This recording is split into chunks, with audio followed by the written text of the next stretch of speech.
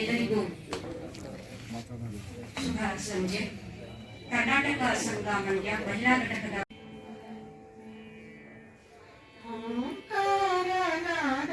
ಪ್ರಿಯ ಹೇ ಗಣಪ, ಓಂಕಾರನಾದ ಪ್ರಿಯ ಹೇ ಗಣಪ, ಸಾಕಾರ ವಂದನೆ ಹೇ ಗಣಪ, ಓಂಕಾರನಾದ ಪ್ರಿಯ ಹೇ ಗಣಪ, ಸಾಕಾರ ವಂದನೆ ಹೇ ಗಣಪ, ದಿನಿ ದಿನಿ ದಿನಿ ದಿನಿ ನಾಟ್ಯ ಸ್ವರೂಪ,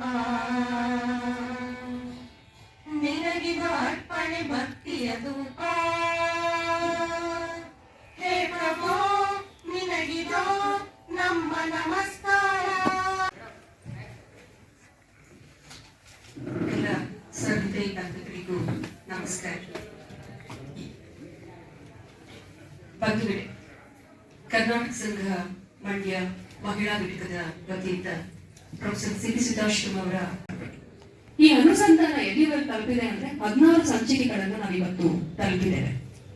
ಕರ್ನಾಟಕ ಸಂಘಕ್ಕೆ ಅರಿವಿನ ಮನೆ ಅನ್ನುವ ಕೀರ್ತಿಯನ್ನ ತಂದುಕೊಟ್ಟ ಕಾರ್ಯಕ್ರಮ ಕಾವ್ಯಾನುಸಂಧಾನ. ಅರಿವಿನ ಮನೆ ಅಂತ ಕರೆದವರು ಮಾಜಿ ಶಿಕ್ಷಣ ಸಚಿವರಾದಂತಹ ಎಚ್ ವಿಶ್ವನಾಥ್ ಅವರು ಈ ಕಾರ್ಯಕ್ರಮಕ್ಕೆ ಬಂದಾಗ, ಕಾವ್ಯಾನುಸಂಧಾನ ಕಾರ್ಯಕ್ರಮಕ್ಕೆ ಬಂದ ಸಂದರ್ಭದಲ್ಲಿ ಕರ್ನಾಟಕ ಸಂಘ ಅನ್ನೋದು ನಿಜಕ್ಕೂ ಇದು ಅರಿವಿನ ಮನೆ ಅಂತ ಕರೆದು ಆ ಕಾರ್ಯಕ್ರಮದ ಘನತೆಯನ್ನ ಹೆಚ್ಚಿಸಿದರು. ಆ ಸಂತೋಷ ನನಗೆ ಯಾವಾಗಲೂ ಇದೆ. ಅದಕ್ಕೆ ಸಹಕಾರವನ್ನ ನೀಡುತ್ತಾ ಬಂದವರು ಅಧ್ಯಕ್ಷರಾಗಿ, ಮಹಿಳಾ ಘಟಕದ ಅಧ್ಯಕ್ಷರಾಗಿ ಶ್ರೀಮತಿ ನಾಗರೇವತ್ತ ಅವರು ಈ ಕಾರ್ಯಕ್ರಮದಲ್ಲಿ ಉಪಸ್ಥಿತರಿದ್ದಾರೆ. ಅವರಿಗೂ ಸಹ ಪ್ರೀತಿಯ ಸ್ವಾಗತವನ್ನ ಬಯಸ್ತೀನಿ.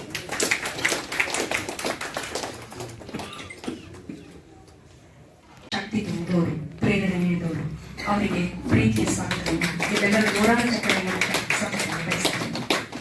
ಸರ್ ಅವರ ಮಾರ್ಗದರ್ಶನದಲ್ಲಿ ವಚನಕಾರ್ತಿಯರು ಮತ್ತು ಬಂಡಾಯದ ನೆಲೆಗಳು ಅನ್ನುವಂಥ ವಿಷಯ ಕುರಿತಂತೆ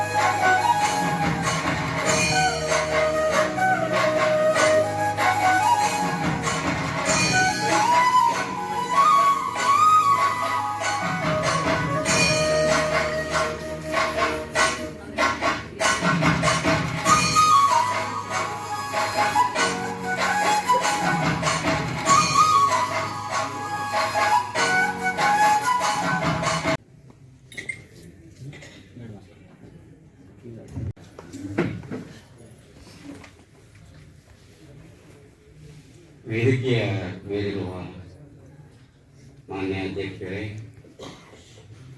ಮತ್ತೆಲ್ಲ ಗಣ್ಯರೇ,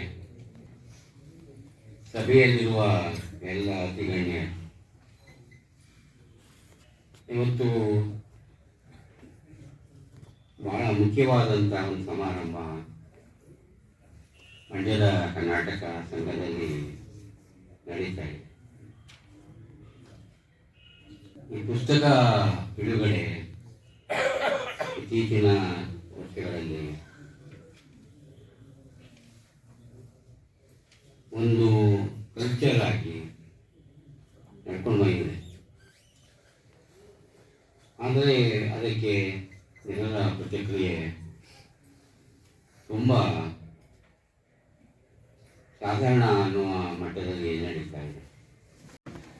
ಕೃತಿಯನ್ನು ಲೋಕಾರ್ಪಣೆ ಮಾಡಿದಂತಹ ನಾಡಿನ ಸುಪ್ರಸಿದ್ಧ ವಿದ್ವಾಂಸರು, ಕವಿಗಳು, ನಮ್ಮೆಲ್ಲರ ಮಾರ್ಗದರ್ಶಕರು ಆದಂತಹ ರಾಘವ್ ಖ್ಯಾತನಾಮರಾದಂತಹ ರಾಮೇಗೌಡ ಅವರೇ, ಕರ್ನಾಟಕ ಸಂಘದ ಅಧ್ಯಕ್ಷರಾದಂತಹ ಜಯಪ್ರಕಾಶ್ ಅವರೇ, ನಾಗಬೇರಕ್ಕ ಅವರೇ, ಹಾಗೂ ಈ ಕಾರ್ಯಕ್ರಮದ ಕೇಂದ್ರ ಬಿಂದುವಾದಂತಹ ನನ್ನ ಪ್ರೀತಿಯ ಮೇಷ್ಟ್ರು, ನನ್ನ ಮಾರ್ಗದರ್ಶಕರು ಆದಂತಹ ಸಿ.ಪಿ. ಸಿದ್ದಾಶ್ರಮ ಅವರೇ, ಹಾಗೂ ಈ ಕಾರ್ಯಕ್ರಮದಲ್ಲಿ ನೆರೆದಿರುವಂತಹ ಎಲ್ಲ ಸಭ್ಯ ಸಭಾಸ್ಥರೇ ಹಾಗೂ ಎಲ್ಲ ಕನ್ನಡ ಮನಸ್ಸುಗಳೇ, ನನ್ನ ಜೀವನದಲ್ಲಿ ಇದು ಒಂದು ಸುದಿನ ಅಂತ ಭಾವಿಸ್ತೇನೆ.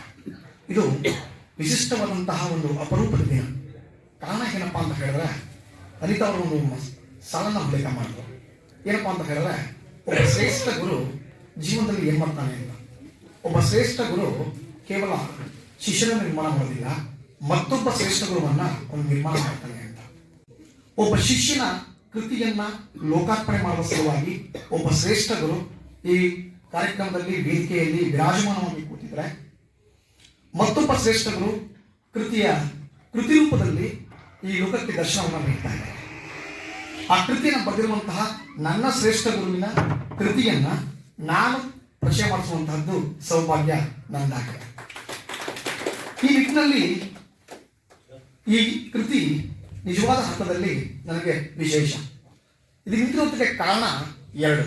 ಒಂದು, ನನ್ನ ಶ್ರೇಷ್ಠ ಗುರುವಿನ ನೇರ ಶಿಷ್ಯ ಆಗಿರುವುದರಿಂದ, ಜೊತೆಗೆ ನಾನು ಎಲ್ ಬಸವರಾಜ್ ಅವರ ಬಗ್ಗೆ ಸಂಶೋಧನೆ ಮಾಡಿರುವಂತಹ ಸಂಶೋಧನಾ ವಿದ್ಯಾರ್ಥಿಯಾಗಿ ಗುರುಗಳ ಮಾರ್ಗದರ್ಶನದಲ್ಲೇ ಪ್ರಬಂಧವನ್ನು ಮಂಡಿಸಿರೋದ್ರಿಂದ. ಎಲ್ ಬಸವರಾಜ್ ಅವರ ಬಗ್ಗೆ ಈಗಾಗಲೇ ರಾಘವ್ ಸರ್ ಸುದೀರ್ಘವಾಗಿ ತಮ್ಮ ಮಾತುಗಳನ್ನು ಹಾಡಿದ್ದಾರೆ. ಅದಕ್ಕೆ ನನ್ನ ಏನಪ್ಪ ಅಂತ ಹೇಳಿದ್ರೆ, ಎಲ್ಲಾ ಕಾವ್ಯವನ್ನು ಬರೆಯೋದಕ್ಕೆ ಯಾವ ವಯಸ್ಸಿನ ಮಿತಿ ಇಲ್ಲ, ಜೊತೆಗೆ ಅದಕ್ಕೆ ರೂಪವೂ ಬೇಕಿಲ್ಲ. ನನಗನ್ಸಿದ್ದನ್ನ ನಾನು ಅನ್ಕೊಂಡಂಗೆ ಬರೆಯುವಂತಹದ್ದು, ಅದಕ್ಕೆ ಪದಿರು ಜೋಡಣೆ ಕೊಡುವಂತಹದ್ದು ಕಾವ್ಯ ಅಂತ ಅನಿಸ್ಕೊಡುತ್ತೆ. ಈ ನಿಟ್ಟಿನಲ್ಲಿ ಎಲ್ ಬಿ ಅವರು ಎಲ್ಲಾ ಕ್ಷೇತ್ರವನ್ನು ಕೂಡ ಮಾಡಿ ಕಾವ್ಯ ಕ್ಷೇತ್ರಕ್ಕೂ ಕೂಡ ತಮಗೆ ಅನಿಸಿದ್ದನ್ನ ಅವರು ಯಾವುದೇ ಮುಲಾಜಿಲ್ಲದೆ ಹೇಳುವಂತಹ ಒಂದು ಸುಲಭವಾದ ಮಾಧ್ಯಮ ಅಂತ ಆರಿಸ್ಕೊಂಡು ಸಮಾಜವನ್ನು ತಿಟ್ಟುವಂತಹ ಕೆಲಸವನ್ನ ಅವರ ಕಾವ್ಯಗಳ ಮೂಲಕ ಮಾಡಿದ್ರು ಅಂತ ಹೇಳಿದ್ರೆ ತಪ್ಪಾಗಲಾರದು. ಅವರ ಕಾವ್ಯಗಳನ್ನು ನೀವು ನೋಡಿದ್ರೆ ಅದು ಸಾಮಾಜಿಕವಾಗಿ, ಧಾರ್ಮಿಕವಾಗಿ ಜನರಿಗೆ ಅರಿವನ್ನು ಮೂಡಿಸುವಂತಹ ಸೂಕ್ತಿಗಳಾಗಿ ನಮಗೆ ಕಂಡು ಬರುತ್ತೆ. ಅದು ವಸಂತದಲ್ಲಿ ಚುಡುಗಳಾಗಿ ಕಂಡು ಬಂದರೂ ಕೂಡ ಅದು ಕೊಡುವಂತಹ ಚಾಟಿ ಏನಿತ್ತಲ್ಲ, ಅದನ್ನ ಓದೋದಕ್ಕಷ್ಟೇ ಅದರ ಪರಿಣಾಮ ಅರ್ಥ ಆಗುತ್ತೆ. ಈ ನಿಟ್ಟಿನಲ್ಲಿ ಸಿ ಪಿ ಸಿದ್ದಾಶ್ರಮ ಅವರು ಎಲ್ ಬಸವರಾಜು ಅವರ ಕಾವ್ಯಗಳ ಕೃತಿಗಳ ಎಲ್ಲ ಮಗ್ಗಲಗಳನ್ನು ಕೂಡ ಆಳವಾಗಿ, ಆಪ್ತವಾಗಿ, ಸಮಗ್ರವಾಗಿ ಅದನ್ನು ಹಿಡಿದುವಂತಹ ಒಂದು ಪ್ರಯತ್ನವನ್ನ ಮಾಡಿರುವಂತಹದ್ದು ಈ ಎಲ್ ಬಸವರಾಜು ಅಂತಹ ಕೃತಿ. ಒಂದು ಅರ್ಥದಲ್ಲಿ ಎಲ್ ಬಸವರಾಜು ಅವರನ್ನ ಓದುವಂತಹವ್ರಿಗೆ ಸುಲಭವಾದಂತಹ ಕೈಪಿಡಿ ಇದಾಗಿದೆ. ಇದು ಸಾಧ್ಯವಾದಂತಹದ್ದು ಸಿ ಪಿ ಎಸ್ ಅವರಿಗೆ ಅವರ 40 ವರ್ಷಗಳ ಒಡನಾಟ ಇತ್ತಲ್ಲ ಎಲ್ ಬಿ ಅವ್ರ ಜೊತೆಗೆ, ಅದು ಸಾರ್ಥಕ ಅಂತ ಅನ್ಸುತ್ತೆ ನನಗೆ. ಈ ನಿಟ್ಟಿನಲ್ಲಿ ಸರ್ ಎಲ್ ಬಿ ಅವರು ಬರೆದಂತಹ ಸಿ ಪಿ ಸಿದ್ದಾಶ್ರಮ ಸರ್ ಅವರ ಅಂಕಣ ಸಾಹಿತ್ಯವನ್ನ ಒಂದನ್ನ ಅವರು ಮಿಸ್ ಮಾಡ್ಕೊಂಡಿದ್ದಾರೆ. ಪತ್ರಿಕೆಗೆ ಮತ್ತೆ ಪ್ರಜಾವಾಣಿ ಪತ್ರಿಕೆಗೆ ಕೆಲವು ಅಂಕಣ ಸಾಹಿತ್ಯವನ್ನು ಬರೀತಾ ಇದ್ರು, ಅದನ್ನು ಕೂಡ ಸೇರಿಸ್ಕೋಬಹುದಾಗಿತ್ತು ಸರ್.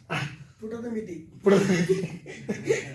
ಈ ನಿಟ್ಟಿನಲ್ಲಿ ಎಲ್ ಬಿ ಅವರ ಸಮಗ್ರ ಚಿತ್ರಣವನ್ನ ಕೊಟ್ಟಂತಹ, ಎಲ್ ಬಿ ಅವರನ್ನ ಮತ್ತೆ ಮತ್ತೆ ಓದುವಂತೆ ಮಾಡುವಂತಹ ಸಿದ್ದಾಶ್ರಮ ಸರ್ ಅವರಿಗೆ, ಹಾಗೂ ಈ ತನ್ನ ಕೃತಿಯ ಮೂಲಕವೇ, ತನ್ನ ಜೀವನದ ಮೂಲಕವೇ ಆದರ್ಶವನ್ನ ನೀಡಿದಂತಹ ಎಲ್ ಬಿ ಅವರಿಗೆ ಸ್ಮರಣೆಯನ್ನು ಮಾಡ್ತಾ, ಇದನ್ನು ಬರೆದಂತಹ ನಾನು ಗುರುಗಳಾದಂತಹ ಸಿದ್ದಾಶ್ರಮ ಅವರಿಗೆ ಮತ್ತೊಮ್ಮೆ ನಾನು ಹೃದಯಪೂರ್ವಕವಾಗಿ ಅಭಿನಂದನೆ ಸಲ್ಲಿಸ್ತಾ, ಈ ಒಂದು ಅವಕಾಶವನ್ನು ಮಾಡಿಕೊಟ್ಟಕ್ಕಾಗಿ ಅವರಿಗೆ ನಮಿಸ್ತಾ, ಈವರೆಗೆ ಕೇಳಿದಂತಹ ತಮ್ಮೆಲ್ಲ ಕಿವಿಗಳಿಗೆ ನಾನು ನಮಸ್ಕಾರವನ್ನು ಮಾಡ್ತಾ ನನ್ನ ಮಾತನ್ನು ಮುಗಿಸ್ತೇನೆ. ನಮಸ್ಕಾರ. ಏನೋ ಒಂದು ಮಾತಿದೆಯಲ್ಲ, ತಾನೊಂದು ಬಗೆದರೆ ದೈವವೊಂದು ಬಗೆದಿತ್ತು ಅಂತ ಹೇಳಿ ಆಮೇಲೆ ನನಗೆ ಆಲೋಚನೆ ಶುರುವಾಯಿತು. ಈಗ ತಾನೇ ಅಕ್ಟೋಬರ್ 23ರಂದು ನಾನು 2 ಕೃತಿಗಳನ್ನು ಮೈಸೂರಿನಲ್ಲಿ ನಾನು ಬಿಡುಗಡೆ ಮಾಡಿಸಿದ್ದೇನೆ. ಆದರೆ ಈಗ ಈ ಕೃತಿಯನ್ನು ಮತ್ತೆ ಇಲ್ಲೇ ಮಾಡಿಸುವುದೇ ಹೇಗೆ ಅಂತ ಆಲೋಚನೆ ಮಾಡ್ತಾ ಇದ್ದೆ. ನನಗೆ ಹೊಳೆದದ್ದು ಜಯಪ್ರಕಾಶ್ ಗೌಡರು. ಆಮೇಲೆ ಜೆ ಪಿ ಅವರಿಗೆ ಫೋನ್ ಮಾಡಿದ್ದೇನೆ, ಸರ್ ಹೀಗೆ ಎಲ್ ಬಸವರಾಜ್ ಅವರನ್ನ ಕುರಿತು ನಾನು ಬರೆದಂಥ ಕೇಂದ್ರ ಸಾಹಿತ್ಯ ಅಕಾಡೆಮಿ ಪ್ರಕಟಣೆ ಮಾಡಿದಂಥ ಕೃತಿ ಇದೆ, ತಾವೇನಾದರೂ ಕರ್ನಾಟಕ ಸಂಘದಿಂದ ಬಿಡುಗಡೆ ಮಾಡಲಿಕ್ಕೆ ಆಗತ್ತೆ, ಖಂಡಿತ ಮಾಡೋಣ. ಸಿದ್ದಾಶ್ರಮ ಅವರೇ, ನೀವೇನು ಆಲೋಚನೆ ಮಾಡಬೇಡಿ, ನಾನೇ ಎಲ್ಲವನ್ನು ವಹಿಸ್ಕೊಳ್ತೀನಿ ಅಂತೇಳಿ ಇವತ್ತು ಈ ಕೃತಿ ಇಲ್ಲಿ ಬಿಡುಗಡೆ ಆಗಿದೆ. ಜಯಪ್ರಕಾಶ್ ಗೌಡರು ಮತ್ತು ಇಲ್ಲಿನ ಕರ್ನಾಟಕ ಸಂಘದ ಎಲ್ಲ ಪದಾಧಿಕಾರಿಗಳು, ಕಾರ್ಯದರ್ಶಿಗಳು, ಸದಸ್ಯರು ಆದಿಯಾಗಿ ಎಲ್ಲ ಪದಾಧಿಕಾರಿಗಳು ಕೂಡ ಅತ್ಯಂತ ಪ್ರೀತಿಯಿಂದ ಆಪ್ತತೆಯಿಂದ ಈ ಒಂದು ಪುಸ್ತಕದ ಬಿಡುಗಡೆ ಕಾರ್ಯಕ್ರಮವನ್ನು ಇಲ್ಲಿ ಹಮ್ಮಿಕೊಂಡಿದ್ದಾರೆ. ಅದೇ ರೀತಿಯಾಗಿ ಮಹಿಳಾ ಘಟಕದ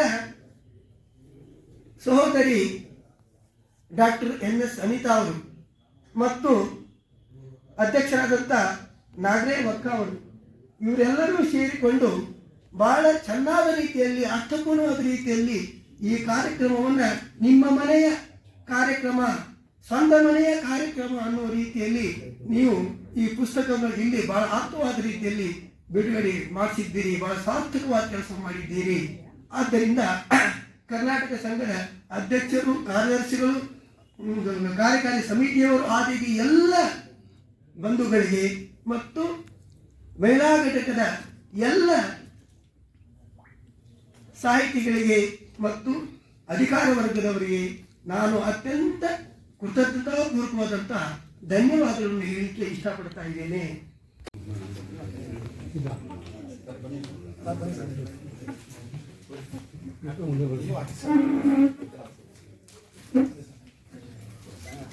ಕರ್ನಾಟಕ ಸಂಘದ ಪರವಾಗಿ ಕೂಡ CPS ಸರ್ಗೆ ಗೌರವ ಸಮರ್ಪಣೆ. ಸರ್ ಮುಂದೆ ಬಂದ್ಬಿಡಿ. ಹಾಂ ಅಷ್ಟೇ.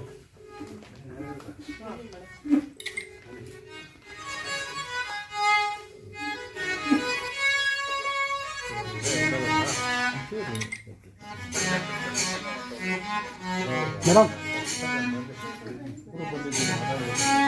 ಓಕೆ.